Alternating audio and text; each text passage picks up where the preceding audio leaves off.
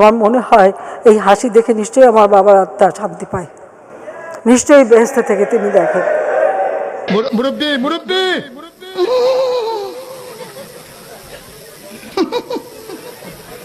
বুঝছে না নিশ্চয়ই বেহেশতে থেকে তিনি দেখেন। আপনার বাবা জান্নাতে বই সেইগুলা দেখতেছে, আপনি কিভাবে বুঝলেন যে আপনার বাবা জান্নাতি? আপনি কি আল্লাহ? হ্যাঁ, আপনি তো নাস্তিক একটা, আপনি এগুলা কথা কিভাবে বলেন?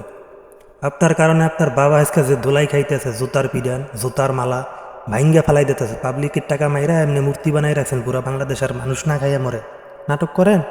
কি পরিমাণ জুতার পিডান খাইছে, আপনি যে পলাই গেলেন আপনার বাচ্চা কাচ্চা থুইয়া, আপনি যে পলাই গেলেন, আপনার তো লজ্জা শরম নাই গা।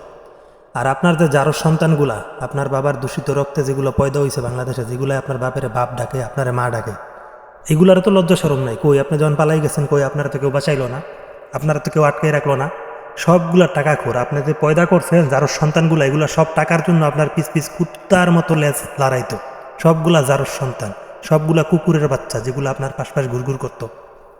আপনি একটা মুসলমান রাষ্ট্রে থেকে আপনি মানুষের এরকম মারতেন, আয়নাগর বানাই রাখছেন, গুম হত্যা এরকম মানুষ গুলি করে করে মারতেন। আর এরপর আবার আপনি জান্নাতে যাইবেন, আপনি জান্নাতি, আপনার বাবা জান্নাতে বসে দেখতেছে। আপনার বাপে যে পরিমাণ আকাম করছে, এর লেগে তো আপনার বাপের মাইরা মানুষের রাস্তায় ফেলাই রাখছিল। জানাজা পড়ছে মাত্র 15 জনে, 2 দিনও আপনার বাপের কেউ দেখতেও যায় না। বাংলাদেশে মিষ্টি বিতরণ করছিল।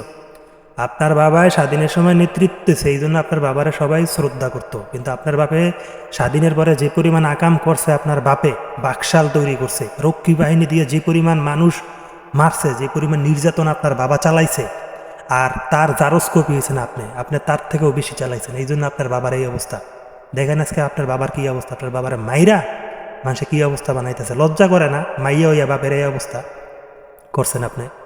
আপনার কারণে এই অবস্থা হয়েছে। কই আর আগে তো আপনার বাপের কেউ জুতা দিয়ে পিটায় নাই, এমনি গলায় রশি লাগায় নাই, এমনি ভেঙ্গে ফেলায় নাই, এমনি কেউ মারে নাই, ধরে নাই, আগুন দিয়ে পোড়ায় নাই। আপনার কারণে, এর জন্য আপনি দায়ী। আপনি একটা সাইকো, আপনি সাইকো। 15টা বছরে আমি বুঝতে পারছি আপনি সাইকো, আপনি পাগল। এবং আমরা তাই মনে তার জন্য দোয়া করব, বঙ্গবন্ধুকে আল্লাহ যেন জাহান্নামের ভালো জায়গায় স্থান করে দেয়। শহীদি নিশ্চয়ই বেহেশতে থেকে তিনি দেখেন। এই জন্য দোয়া করবেন যে শেখ হাসিনার হাতে থাকে যদি দেশ, কখনো পথ হারাবে না বাংলাদেশ। তাতে আমার বাল ছেঁড়া গেল। নিশ্চয়ই বেহেশতে থেকে তিনি দেখেন। যারা শহীদ হয়েছেন তাদের কেন জান্নাতের ভালো জায়গায় স্থান করে দেয়।